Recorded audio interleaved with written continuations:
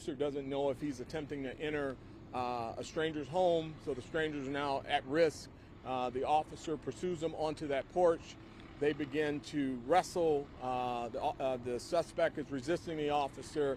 At some point, he gets the officer's gun. As the officer attempts to get his gun back, the suspect fires one shot, striking our officer in his hand. He attempts to fire again, but thank God the gun jams. The suspect then flees with the gun in his possession. Other officers arrive on the scene within seconds, pursue the suspect for a few blocks. They're able to get him into custody. No injuries to the suspect. Once again, he was taken into custody without incident, and we were able to recover the officer's gun. The suspect was then transported to be evaluated for his mental problems, and then he'll be transported to the DDC. That's where we're at right now. With that, I'll take any questions.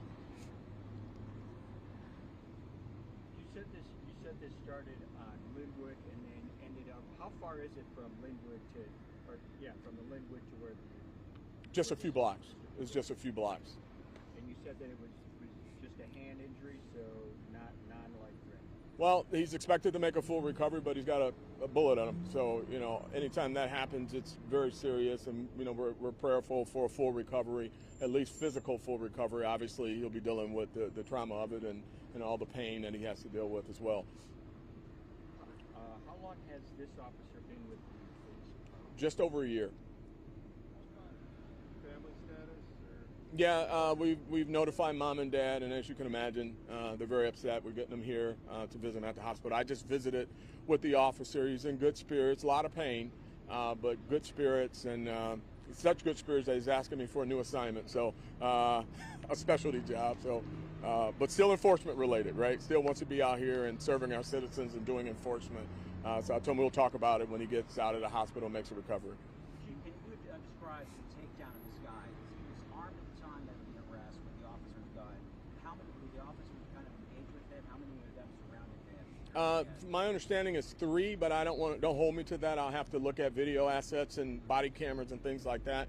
But that speaks to what our officers do. I mean, every single day, unfortunately, we only cover the times when the officers have to use fatal force in these types of situations. But here's yet another incident where a person has our officer's gun.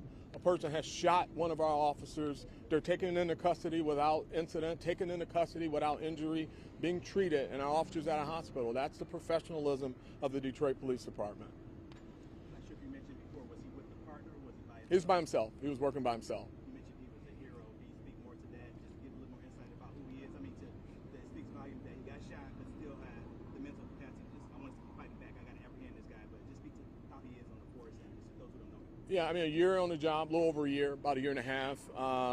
Working by himself in an area, sees the suspect that was described earlier as acting erratic, taking action as we want our officers to do.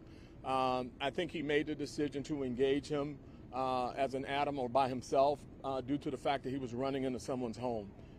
And that's what these officers do. I've been doing this a long time, and I'm amazed every single day at these officers putting themselves on the line for our citizens. And when you see a guy that's obviously in his underwear and suffering from some psychosis, running into someone's home, and you're working by yourself, but you've got to pursue him to save the people on the other side of that door, that's heroic. And that's day in and day out for these officers. So we're just prayerful that he makes a full recovery.